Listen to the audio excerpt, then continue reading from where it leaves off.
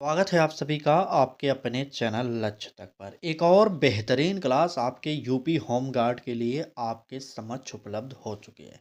तो जल्दी से सब लोग लाइव जुड़ जाएंगे क्योंकि क्लास बहुत ही इम्पोर्टेंट है। आपको पता होगा यहाँ पर हम संपूर्ण सिलेबस का निचोड़ प्रोवाइड करते हैं सुबह 10 बजे। तो चलिए जल्दी से जुड़ जाएंगे क्योंकि क्लास इम्पोर्टेंट है। आपको यहाँ पर सभी सब्जेक्टों की फ्री प्रैक्टिस बैच मिल रही है। तो देखिए, उत्तर प्रदेश के होम गार्ड से संबंधित प्रश्न होंगे, कुछ भूगोल के प्रश्न होंगे, कुछ संविधान के प्रश्न होंगे, कुछ फिर से यूपी होमगार्ड से। तो कुल मिलाकर आपके लिए यह क्लास एकदम ब्रह्मास्त्र होने वाली है। ठीक, तो चलिए क्लास को शुरू कर देते हैं। उम्मीद कर रहे हैं कि आप सब जुड़ रहे होंगे जल्दी जल्दी। एक बार क्लास को शेयर भी करिए और पढ़िए तुरंत। चलिए, ये रहा आज की क्लास का पहला प्रश्न। उत्तर प्रदेश में होम गार्ड की कानूनी व्यवस्था किस अधिनियम के अंतर्गत आती है? बेहतरीन प्रश्न स्टार्ट है आज की क्लास का। ठीक है, पुलिस अधिनियम 1861 या गृह रक्षा अधिनियम 1948 या नागरिक सुरक्षा अधिनियम 1968 या आपदा प्रबंधन अधिनियम 2005। जल्दी से बता दीजिए, यूपी होमगार्ड की जो है कानूनी व्यवस्था किस अधिनियम के अंतर्गत आएगी? बिल्कुल 2005 बिल्कुल नहीं, 2005 नहीं होगा भाई साहब। यहाँ पर 2005 वालों, आपका उत्तर गलत है। ठीक है, बिल्कुल सही। यहाँ पर अगर आपने भी 1948 यानी गृह रक्षा अधिनियम 1948 वाला ऑप्शन चुना है तो यही उत्तर हमारा बी वाला सही हो जाएगा। आप भी साथ में कमेंट करते रहिए ताकि आपको याद होता रहे प्रश्न। ठीक है, चलिए। कहा जा रहा है प्रश्न में कि उत्तर प्रदेश में सबसे अधिक क्षारीय मिट्टी किस क्षेत्र में पाई जाती है? ताराई क्षेत्र में, पूर्वी यूपी में या पश्चिमी यूपी में या बुंदेलखंड में? जल्दी से उत्तर बताइए कौन सा सही होगा। चलिए, उत्तर प्रदेश में सबसे अधिक क्षारीय मिट्टी किस क्षेत्र में पाई जाती है? प्रश्न संख्या 2, उत्तर आप बताइए। बिल्कुल सी वाला ऑप्शन सही होगा, पश्चिमी यूपी। यहाँ पर सी ऑप्शन आप लोग नोट करिए। तो आगे बढ़िए। आ गया संविधान से प्रश्न। संविधान का प्रश्न इंपॉर्टेंट है और कहा जा रहा है कि किस अनुच्छेद के अंतर्गत राज्य पर आंतरिक शांति बनाए रखने का दायित्व केंद्र का होता है? अनुच्छेद 252, अनुच्छेद 355, अनुच्छेद 356, अनुच्छेद 360। चलिए, तो नोट करिए, अनुच्छेद 352 में आपातकाल का उल्लेख है संविधान में। नोट करिए अच्छे से। ठीक, आपातकाल। 356 में जो राष्ट्रपति शासन लागू होता है इसका उल्लेख है। नोट करिएगा अच्छे से। ठीक है, राष्ट्रपति का शासनकाल। और बचा 360, इसमें क्या है? तो इसमें है वित्तीय।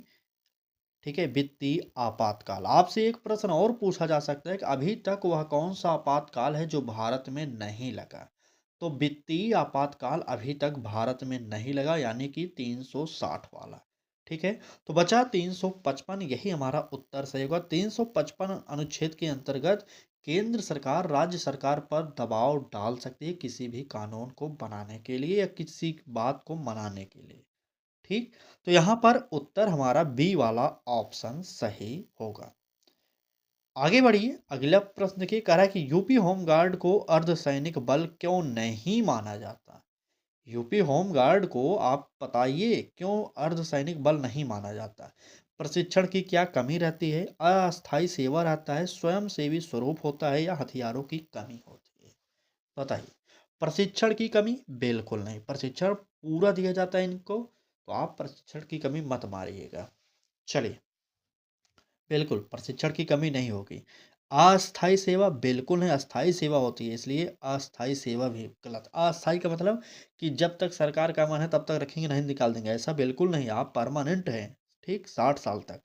चलिए, अगला ऑप्शन स्वयंसेवी स्वरूप, बिल्कुल यही है हमारा। स्वयंसेवी स्वरूप होने के कारण होमगार्ड को अर्धसैनिक बल नहीं माना जाता। तो यहाँ पर इस प्रश्न का उत्तर जो होगा सी वाला ऑप्शन सही होगा। अगर क्लास अच्छी लग रही हो तो लाइक कर दीजिए, चैनल को भी सब्सक्राइब कर लीजिए और बेल आइकन को ऑन करिए क्योंकि यहाँ पर आपको बेहतरीन तैयारी कराई जाती है, कम समय में अधिक तैयारी कराई जाती है। ठीक, आइए देखिए, अधिक से अधिक प्रश्नों से परिचित होइए। अगर रटिए तो रट सकते हैं तो रट लीजिए, याद कर सकते हैं तो याद करिए, जिस प्रकार से भी आपको समझ आए वह करिए। क्योंकि अगर आप अधिक प्रैक्टिस सेट हल किए रहेंगे तो ये परीक्षा में आपके बहुत काम आएगा। ठीक। उत्तर प्रदेश का वह कौन सा जिला है जो गंडक नदी प्रवेश करती है जहां से? बताइए। गंडक नदी उत्तर प्रदेश के किस जिले से प्रवेश करती है? कुशीनगर, महाराजगंज, सिद्धार्थनगर, बलरामपुर। बताइए। जल्दी से बताएंगे, जल्दी से चलिए। ठीक ठीक, चलिए हम 5 सेकंड का समय हर प्रश्न के बाद देंगे, आप उत्तर दीजिएगा। ठीक है। चलिए आपकी बात मान लिए तो उत्तर सब लोग देंगे, आप हमारी बात मानिए। ठीक। तो बिल्कुल से गंडक नदी जो प्रवेश करती है उत्तर प्रदेश से वह करती है महाराजगंज से, यानी कि बी ऑप्शन। ठीक है। आगे बढ़िए। महाराजगंज कई है, कई जगह पर है, ठीक है, लेकिन जिला हम बात करें महाराजगंज। ठीक। चलिए आगे बढ़ते हैं, अगला प्रश्न देखते हैं। भारत में नागरिक सुरक्षा को अस्थायी रूप देने का कारण था। भारत में नागरिक सुरक्षा को अस्थायी रूप देने का कारण क्या था? 1947 का विभाजन था, 1962 का चीन युद्ध था, 1965 का पाकिस्तान युद्ध था, 1971 का बांग्लादेश युद्ध था। चले, भारत में नागरिक सुरक्षा को अस्थायी रूप देने का कारण क्या था? प्रश्न संख्या 6 का उत्तर बताइए। भारत में नागरिक सुरक्षा, बिल्कुल 1947 का विभाजन नहीं था भाई साहब, काटिए यहाँ पर। और ना ही पाकिस्तान के युद्ध का कारण था, बांग्लादेश की बात हम नहीं करते। ठीक है। यहाँ पर उत्तर 1962 का जो चीन युद्ध हुआ था यही कारण था कि भारत में नागरिक सुरक्षा को अस्थायी रूप देने की बात की गई थी। ठीक। तो यहाँ पर बी ऑप्शन सही होगा। चलिए आगे आइए। फोर्स मल्टीफिलर शब्द का प्रयोग होम गार्ड के लिए क्यों किया जाता है? एक शब्द आता है होम गार्ड के लिए, फोर्स मल्टीफिलर। ठीक है। हथियार बंद होने के कारण, आपातकालीन शक्तियों के कारण, पुलिस बल को सहयोग देने के कारण, या अस्थायी सेवा के कारण। चलिए, फोर्स मल्टीफिलर किस कारण से नाम दिया गया है होम गार्ड को? बताइए। बिल्कुल, प्रश्न संख्या 7 बी सी। आपातकालीन शक्तियों के कारण नहीं, आपातकालीन शक्तियों के कारण अगर आप बता रहे हैं तो गलत है। ठीक है। यह उत्तर जो सही होगा क्या होगा? पुलिस बल को सहयोग देने के कारण। यह हमारा सी वाला ऑप्शन सबसे बेस्ट हो जाएगा। ठीक। चलिए नेक्स्ट प्रश्न पर चलेंगे, देखेंगे अगला प्रश्न क्या कह रहा है। कहा जा रहा है यहाँ पर कि उत्तर प्रदेश में सबसे अधिक बाढ़ प्रभावित जिला समूह किस नदी तंत्र से जुड़ा है? गंगा यमुना से, गोमती राप्ती से, शारदा घाघरा से, केन बेतवा से। बताइए। किस नदी समूह के द्वारा उत्तर प्रदेश का वो जिला कौन सा है जो सबसे अधिक प्रभावित है? जिला भी बता दीजिए, चलिए जानते हो तो। ठीक ठीक एकदम। चलिए, गंगा यमुना मत मारिए भाई साहब, संगम नहा कर आए हैं क्या आप लोग? बताइए, संगम की बात मत करिए भाई, गंगा यमुना यहाँ पर नहीं होंगे। ठीक। बिल्कुल, यहाँ पर जो होगा शारदा और घाघरा हो जाएगा। नोट करिए, ये दो नदियां हैं जो हमारे जिले में बाढ़ लाती हैं। कौन सा जिला है बताइए जल्दी से आप लोग कमेंट करके। आगे आइए, अगला प्रश्न देखते हैं। कह रहा है कि होमगार्ड की तैनाती के समय कार्यकारी नियंत्रण किसके पास होता है? पुलिस अधीक्षक के पास, कमांडेंट के पास, जिला अधिकारी के पास, या गृह सचिव के पास? बताइए। होमगार्ड की तैनाती के समय कार्यकारी नियंत्रण किसके पास होगा? चलिए, बिल्कुल सही बताइए। होमगार्ड की तैनाती के समय कार्यकारी नियंत्रण किसके पास होगा? बिल्कुल सही। अगर आपका भी उत्तर सी आ रहा है तो जिला अधिकारी, बिल्कुल आप सही हैं। आप काफ़ी ज़्यादा जान गए हैं आपके अपने बारे में, होमगार्ड के बारे में। ठीक है। हम आपको अभी से होमगार्ड मानने लगे हैं। ठीक। बिल्कुल, यहाँ पर सी ऑप्शन यानी कि जिला अधिकारी सही हो जाएगा। क्लास की स्पीड ठीक है, क्लास की स्पीड। चलिए, प्रश्नों की संख्या 30-40 प्रश्न है तो कम समय में प्रोवाइड करना है ना, यह भी तो कार्य है। ऐसा नहीं कि 30-40 प्रश्न लाएं तो 2 घंटे लेक्चर मारे, ऐसा बिल्कुल नहीं करते हम। ठीक। जब थ्योरिकल क्लासेज आएंगे तो वहाँ पर जितना भी लेक्चर मारना होगा वहाँ पर लेक्चर मारेंगे, लेकिन यहाँ पर प्रैक्टिस सेट कर रहे हैं तो पॉइंट टू पॉइंट प्रश्न की सिर्फ बात करते हैं। ठीक। चले, संविधान की किस सूची में पुलिस विषय शामिल है? बात पुलिस, अगर आप यूपी पी की तैयारी करें, यूपीपी की भी तैयारी करें साथ में, तो यह प्रश्न आपके लिए भी इम्पोर्टेंट है। बताइए, संघ सूची, राज्य सूची, समवर्ती सूची, अवशिष्ट सूची। तो पुलिस किसके अंतर्गत आएगी भाई साहब? आप तो जानते होंगे ना, बता दीजिए फटाक से। तो पुलिस तो राज्य की बात करता है ना, केंद्र सरकार की बात सिर्फ दिल्ली में की जाती है भाई साहब। दिल्ली की पुलिस केंद्र सरकार के हाथों में है, सीएम के हाथ में नहीं है वहाँ पर, ठीक है। तो यहाँ पर राज्य सूची का विषय है, इसलिए बी वाला ऑप्शन सही हो जाएगा। ठीक। चलिए आगे आइए, अगला प्रश्न, उत्तर प्रदेश का कौन सा क्षेत्र भूकंपीय दृष्टि से सर्वाधिक संवेदनशील है? बुंदेलखंड, तराई क्षेत्र या पश्चिमी मैदान या दक्षिणी पठार? बताइए उत्तर प्रदेश का कौन सा क्षेत्र भूकंपीय दृष्टि से सर्वाधिक संवेदनशील है? चलिए, बिल्कुल सही। 11 का ए भी दे रहे हैं, बी भी दे रहे हैं। सभी लोग मिक्स उत्तर मत दीजिए, एक उत्तर दीजिए। बिल्कुल तराई क्षेत्र वालों, आपका उत्तर सही है। बाकी बुंदेलखंड, ये वाला ऑप्शन गलत है। बुंदेलखंड में सबसे अधिक सूखा पड़ता है। पता होगा ना गर्मियों में क्या हाल होता है यहाँ पर। चलिए फिलहाल आगे बढ़ते हैं, अगला प्रश्न देखिए। कह रहा है कि आपदा प्रबंधन में मिटिगेशन का तात्पर्य क्या है? तो आप लोग यहाँ पर उत्तर नोट कर लीजिए। इसका तात्पर्य जो होता है क्षति कम करना होता है। ठीक। चलिए, माइटिगेशन जो भी होगा, ठीक है, देख लीजिए। यूपी होमगार्ड बल किस प्रकार का संगठन है? संवैधानिक है, न्यायिक है, वैधानिक है या निजी है? बताइए। यूपी होमगार्ड बल किस प्रकार का संगठन है? हम नहीं, ठीक है, हम आपके लिए होमगार्ड से संबंधित सारे प्रश्नों को करा देंगे।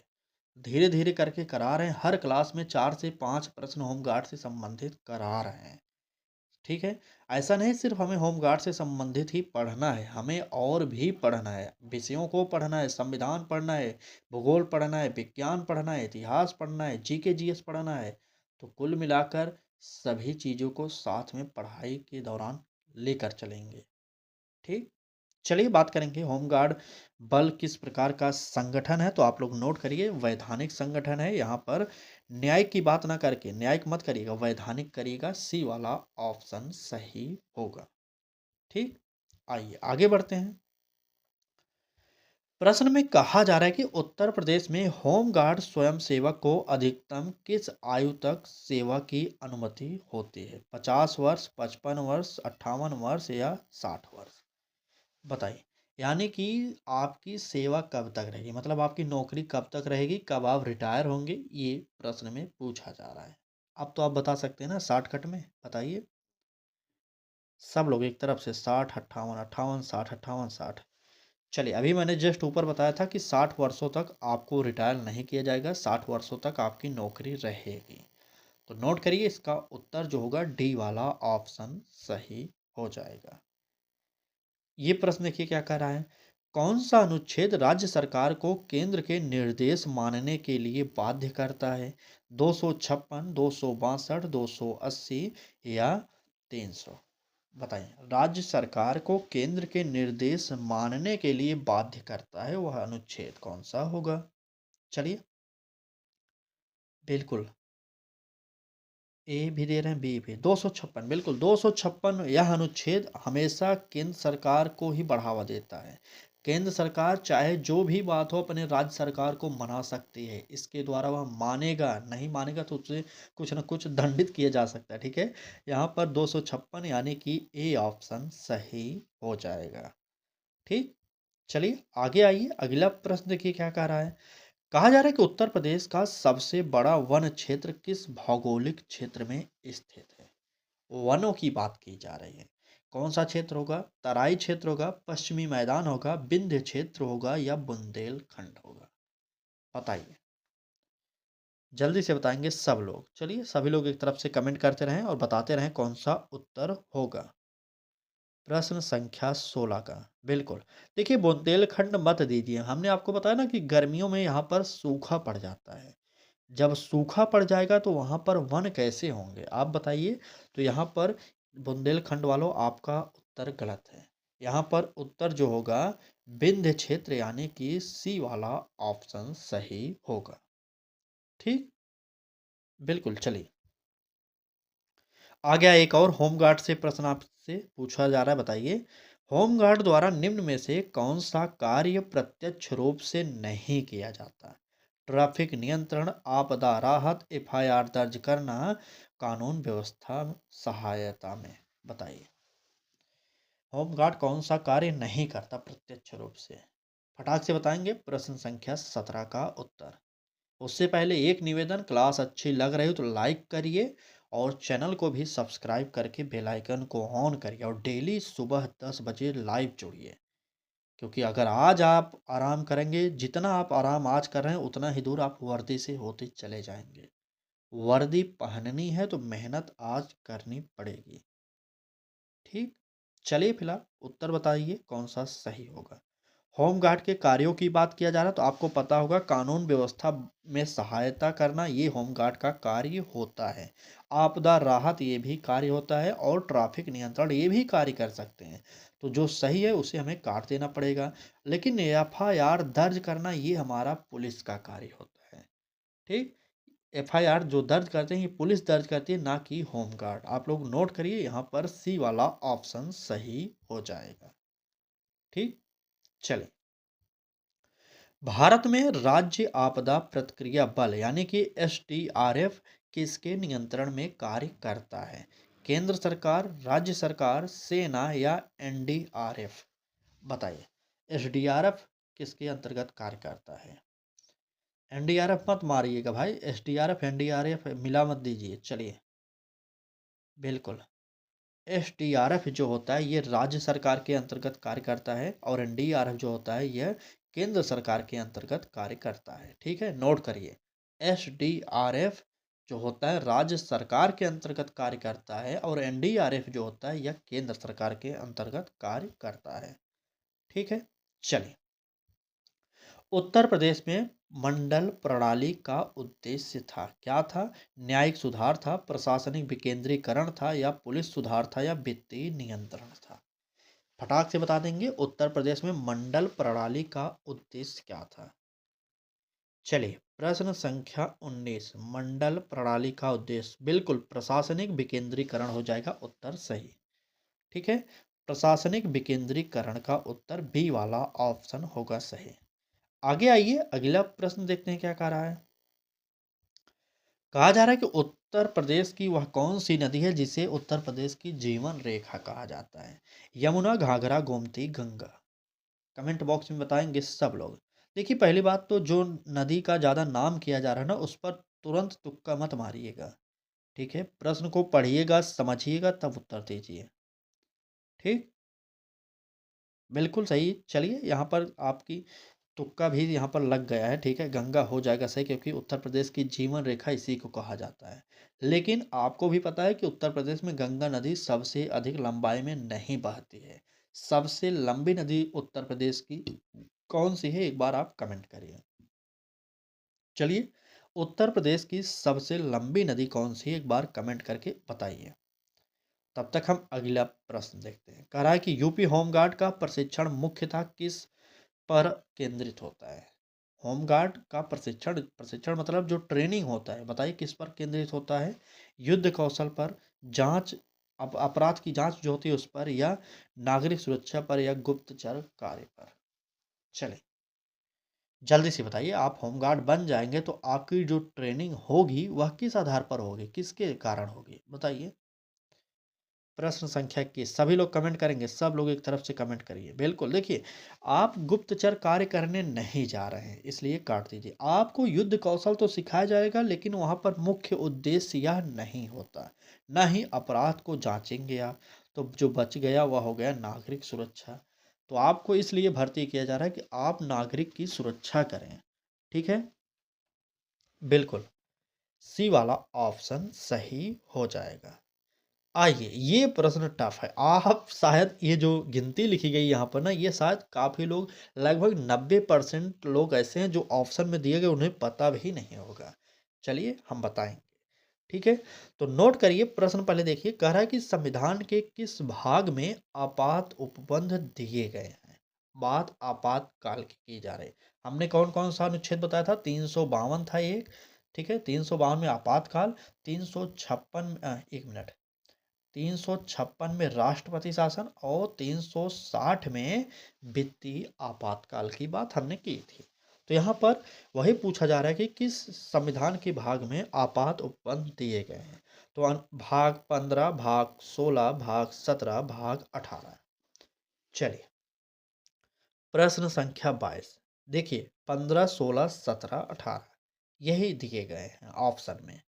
ठीक है। वैसे मैंने बताया ना कि बहुत लोग नहीं जानते होंगे, चलिए जान जाइए 15, 16, 17 का, 18 का ये है। ठीक है। तो बात करेंगे इस प्रश्न के उत्तर की, तो बिल्कुल सही यहाँ पर जो उत्तर होगा भाग 18 में आपात उपबंध दिए गए हैं। ठीक। तो यहाँ पर डी ऑप्शन हमारा सही हो जाएगा। चलिए आगे आइए, अगला प्रश्न देखिए क्या कह रहा है। कहा जा रहा है कि उत्तर प्रदेश में सर्वाधिक आपदा जोखिम किस कारण से है? सूखा, भूकंप, बाढ़, चक्रवात। बताइए उत्तर प्रदेश में सर्वाधिक आपदा जोखिम किस कारण से है? आपदा जोखिम मतलब क्या आता है वो यूपी में सबसे अधिक, बता दीजिए एक बार। बिल्कुल बाढ़ आता है यार, और क्या। भूकंप उतना नहीं आएगा, सूखा भी कुछ क्षेत्रों में सिर्फ आता है, बहुत नाम मात्र का, लेकिन बाढ़ आता है। ठीक है, बाढ़ बहुत ज़्यादा आती है, आपको पता होना चाहिए। तो यहाँ पर आपदा जोखिम का यही कारण है, सी ऑप्शन नोट कर लीजिए। आगे बढ़ जाइए। चलिए एक और प्रश्न आ गया होमगार्ड से आपके संबंधित। होमगार्ड बल को किस स्थिति में पुलिस शक्तियां मिलती हैं? इंपॉर्टेंट, प्रशिक्षण के समय, सामान्य ड्यूटी में, अधिसूचना जारी होने में, या अस्थायी रूप से। बताइए होमगार्ड बल को किस स्थिति में पुलिस शक्तियां मिलती हैं? चलिए 24 का बी और सी उत्तर दो में से एक ही सही हो रहा, सभी लोग बता भी रहे हैं भाई। चलिए होमगार्ड बल को किस स्थिति में पुलिस शक्तियां मिलती हैं, आप बताइए भाई साहब, आप तो होमगार्ड बनने वाले हैं ना, बता दीजिए। बिल्कुल यहाँ पर उत्तर सी सही होगा। ठीक है, अधिसूचना जारी होने पर, यानी कि सी वाला ऑप्शन सही हो जाएगा। अगला प्रश्न देखिए क्या कह रहा है। कह रहा है कि किस संशोधन द्वारा मूल कर्तव्यों को जोड़ा गया था? 44वां, 42वां, 52वां, या 61वां? 61। बताइए 44, 42, 52, 61। मूल कर्तव्य की बात कर रहा है। प्रश्न संख्या 25, तो नोट कर लीजिए प्रश्न संख्या 25 का उत्तर जो होगा 42वें संविधान संशोधन से मूल कर्तव्य को भारतीय संविधान में जोड़ा गया था। अब आपसे यहाँ पर एक प्रश्न और पूछा जा सकता है कि मूल कर्तव्य जब 42वां संविधान संशोधन हुआ था तो वह कब हुआ था? तो वह हुआ था 1976 में। ठीक। चले बिल्कुल सही। आगे बढ़ जाइए, यहाँ पर अगला प्रश्न देखिए क्या कह रहा है। कहा जा रहा है कि उत्तर प्रदेश में किस नदी के किनारे सबसे अधिक कटाव की समस्या है? कटाव की समस्या की बात कर रहा है। यमुना, गोमती, गंगा, राप्ती। चलिए जल्दी से बताइए, यमुना के किनारे स्थित कोई महत्वपूर्ण शहर बताइए तो एक बार। चलिए बिल्कुल सही, यमुना, सरयू, बिल्कुल ठीक है। ठीक, चलिए प्रश्न संख्या 26 की बात यहाँ पर किया जा रहा है, तो वह नदी होगी गंगा। गंगा के किनारे अधिक कटाव देखा जाता है हमारे यूपी में, तो यहाँ पर सी वाला ऑप्शन सही हो जाएगा। ठीक। चलिए आगे बढ़ते हैं और अगला प्रश्न बताइए। आपदा प्रबंधन चक्र का पहला चरण क्या है? प्रतिक्रिया, पुनर्वास, समन, पूर्वानुमान, क्या होगा? आपदा प्रबंधन चक्र का पहला चरण ए बी सी डी, उत्तर कौन सा होगा 27वें का, जल्दी से बता दीजिए। बिल्कुल, आपदा प्रबंधन का पहला जो चक्र होगा वह प्रतिक्रिया नहीं होगा, प्रतिक्रिया तो लास्ट में होना चाहिए ना, गलत है, यहाँ पर समन हो जाएगा। सी वाला ऑप्शन यहाँ पर भी सही होगा। ठीक। चलिए ठीक है। ठीक है, अब दो तीन प्रश्न और, मात्र 30 प्रश्न आज कराएंगे। चलिए 30 प्रश्न। बिल्कुल आगे बढ़िए, अगला प्रश्न देखिए कह रहा है कि होमगार्ड बल की कमांड संरचना का शीर्ष अधिकारी कौन होता है? जिलाधिकारी, कमांडेंट जनरल, पुलिस महानिदेशक, या गृह सचिव? बताइए होमगार्ड बल की कमांड संरचना का शीर्ष अधिकारी कौन होता है? चलिए 5 सेकंड, चलिए उत्तर दे दीजिए 5 सेकंड में ही। बिल्कुल यहाँ पर उत्तर जो होगा कमांडेंट जनरल होगा, यानी बी वाला ऑप्शन सही होगा। आगे आइए, अगला प्रश्न देखिए। उत्तर प्रदेश में होमगार्ड मुख्यालय स्थित है कहाँ पर? कानपुर, प्रयागराज, लखनऊ, मेरठ। बात होमगार्ड के मुख्यालय की जा रही है, तो मुख्यालय ज़्यादातर आप तुक्का भी मार सकते हैं, राजधानियों में ही स्थित होगा। बिल्कुल यहाँ पर लगभग सभी लोग लखनऊ बता रहे हैं, सी वाला ऑप्शन यहाँ पर सही होगा। होमगार्ड का मुख्यालय लखनऊ में है। चलिए आज की आखिरी प्रश्न की बात किया जाए। कह रहा है कि यूपी होमगार्ड का मूल सिद्धांत किस पर आधारित है? ठीक है, शक्ति पर, अनुशासन पर, सेवा पर, दंड पर। बताइए। चलिए सभी लोग बताएंगे इसका उत्तर। आखिरी प्रश्न है तो आप उत्तर दीजिए भाई, सब लोग एक तरफ से दीजिए उत्तर। बिल्कुल सही। यहाँ पर इस प्रश्न का उत्तर जो है सेवा हो जाएगा, दंड देना नहीं होगा बल्कि सेवा होगा। सी वाला ऑप्शन यहाँ पर हमारा सही होगा। ठीक। यूपी होमगार्ड का जो मूल सिद्धांत होता है वह किस पर आधारित होगा? सेवा पर, क्योंकि नागरिकों की सेवा और सुरक्षा ही हमारे होमगार्ड का मुख्य उद्देश्य होता है। चलिए, आज की क्लास को यहीं पर समाप्त करते हैं। क्लास अच्छी लगी हो तो लाइक करिए, चैनल को भी सब्सक्राइब कर लीजिए और बेल आइकन पर क्लिक करिए और ऑल पर टच करिए। बाकी सारा काम हम करेंगे और यूट्यूब करेगा, बस आपको पढ़ाई थोड़ा सा करना है। जितना भी इम्पोर्टेंट टॉपिक होगा हम आपके लिए लाएंगे, खोज कर लाएंगे, कहीं से भी लाएं। आपके सिलेबस का निचोड़ प्रस्तुत कर रहे हैं और करेंगे भी।